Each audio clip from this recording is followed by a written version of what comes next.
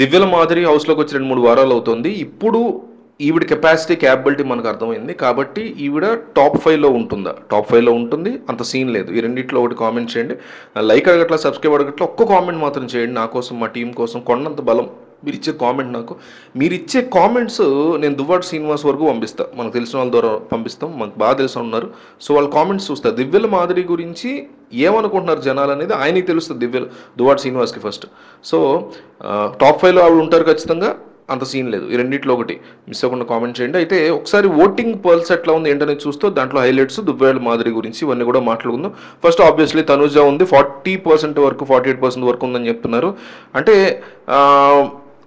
అంటే ఈవిడ ఏదో సరైనటువంటి ఆర్గ్యుమెంట్ అవి జరిగేటప్పుడు కిచెన్ చుట్టూ ఉండేటువంటి చిన్న చిన్న విషయాలు, రేషన్ మేనేజర్గా చిన్న చిన్న ఎమోషనల్ అయిపోవడం.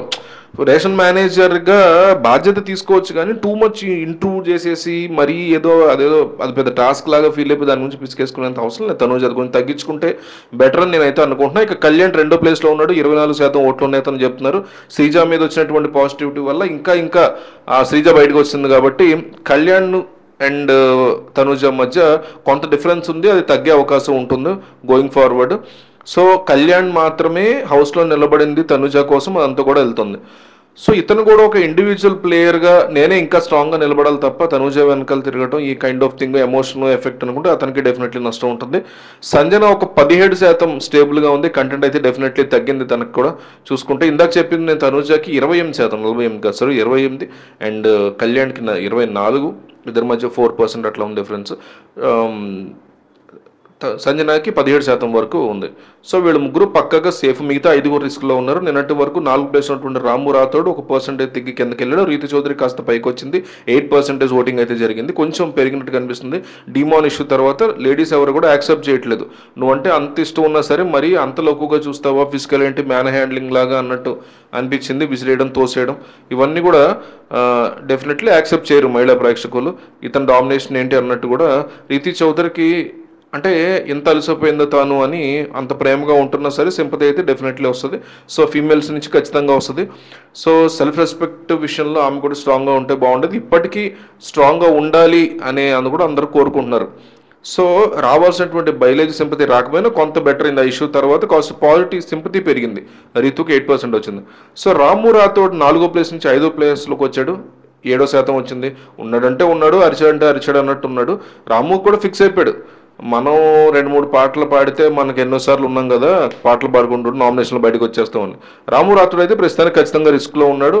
5, 6, 7, 8 నలుగురు కూడా రిస్క్లో డెఫినెట్లీ కనిపిస్తున్నారు. డిమాన్ పవన్ 6%.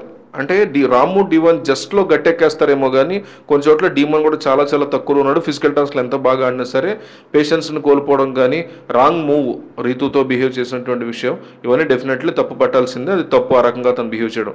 నాగార్జున డెఫినెట్లీ గట్టిగానే వార్నింగ్ అయితే ఇస్తాడు ఈ విషయంలో అనిపిస్తుంది. అట్లా బెడ్ మీద అట్లా తోయకూడదు. సో అంత ఎమోషన్ ఎందుకు, అంత ఆవేశం ఎందుకు, ఫోకస్ సీరియస్ థింగ్స్ వైపు పెట్టాలి కదా. ఆ కసంతా నువ్వు ఇటు సైడ్ పెడితే బెటర్ అని కామెంట్. సో గౌరవ్ 5%తో 7వ ప్లేస్లో కనబడుతున్నాడు. రీసెంట్గా కూడా వీడియోతో కెమెరాతో మాట్లాడుతూ నేనేమో లాయల్గా ఉన్నాను, ఖచ్చితంగా ఉన్నాను, నీకోసం ఆడతాను, బాగా పెర్ఫామ్ చేస్తానని చెప్పాడు. భరణి ఏమో నిఖిల్ని సెలెక్ట్ చేస్తే ఇమాన్యుయల్ని సెలెక్ట్ చేశాడు, దివ్యాన్ని తీసుకున్నాడు, వీళ్ళందరినీ సెలెక్ట్ చేసుకున్నాడు ఆయన ఫ్యామిలీని. సో దమసీజ కళ్యాణ్ తీసుకుంది, డిమన్ పవన్ తీసుకుంది, ఈ ఫ్రెండ్స్ అందరిని ఇప్పుడు సెలెక్ట్ చేసుకుంది, నన్ను ఎవరు తీసుకోలేదు, నా అంతటి నేను శ్రీజాకి వెళ్ళాను. అంటే టెన్షన్ పడుతున్నాడు అనేది కనిపించేస్తుంది గౌరవ్ యొక్క ఇదిలో. విపరీతమైన ప్రెషర్ కూడా కుదరదు. దివ్యతో కూడా చాలా పెద్ద గొడవ అయింది ఇతనికి. సో దివ్య కూడా గట్టిగానే క్లాస్ పీకింది, ఇద్దరి మధ్య గొడవ జరిగింది. సో దివ్యాన్ని కూడా గట్టిగా వేసుకోవాలి నాగార్జున, క్వశ్చన్ లేదు. సో కెప్టెన్సీకి సంబంధించి కూడా దివ్య కొత్త కెప్టెన్ అయింది కూడా మనం చూసాము. సో రేషన్ మేనేజర్గా ఉంటే చాలా హడావిడి చేసింది, ఇచ్చేసింది ఆవిడ. సో ఇట్లాగా నడుస్తున్నాయి హౌస్లో ఉన్నటువంటి ఇష్యూస్. వీళ్ళందరూ కూడా డేంజర్ జోన్లో ఉన్నట్టు మనకు క్లియర్ కట్గా కనిపిస్తుంది. అయితే దువ్వాడ శ్రీనివాస్ మాత్రం చాలా స్ట్రాంగ్గా అంటే లాస్ట్ ప్లేస్లో మాదే ఉన్నారు. సో 4%, 3%తో ఆవిడ 6-7 పిల్లల ఆవిడ ఆశ్చర్యపోకలేదు. ఎందుకంటే గట్టి ప్రమోషన్ చేస్తున్నారు. దువ్వాడ శ్రీనివాస్ ఆర్టికల్స్ వేయించుకుని మరి శ్రీకాకుళం జిల్లాలో కూడా పెయిడ్ ఆర్టికల్స్ పెడుతూ భారీగా యాడ్స్, సిక్కో నుంచి శ్రీకాకుళం జిల్లా నుంచి బిగ్ బాస్ హౌస్లో అడుగుపెట్టిన మొట్టమొదటి కంటెస్టెంట్ అని చెప్పి ఆ జిల్లా లోకల్ ప్లాన్స్ ఆయన ఎలక్షన్ టైంలో ఉన్నటువంటి ఎట్లయితే సోషల్ మీడియాలో బాగా ప్రచారం చేసుకుంటారో ఆ టైప్లో దివ్యల మాదిరి కోసం వీళ్ళు స్ట్రాంగ్గా ప్రమోషన్ చేస్తున్నారు.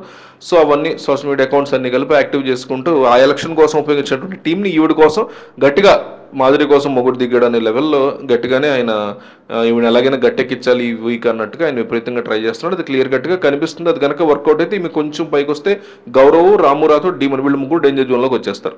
సో రెగ్యులర్గా TV channels, YouTube channel Duvvada Srinivas కూర్చుని ఇంటర్వ్యూలు ఇస్తూ మాకు డబ్బులు ముఖ్యం కాదు, బిగ్ బాస్ వాళ్ళు ఎంత ఇస్తే అంటున్నారు, ప్రైజ్ మనీ ఇస్తే పిగులాంగులకి పేదలకు ఇచ్చేస్తాం కూడా ఇప్పటికీ చెప్పేశాడు. సో అట్లా చేసే అవడం వల్ల కంప్లీట్గా కూడా కాలేజ్లో విలేజ్లోకి వెళ్ళి కూడా ప్రమోషన్ చేస్తున్నారు. చాలా గట్టిగా ప్రమోషన్ చేస్తున్నారు మాదిరిగా అయితే. సో డెఫినెట్లీ ఎంజే జోన్ నుంచి బయటకు వచ్చారని కనిపిస్తుంది ఆవిడైతే మరి.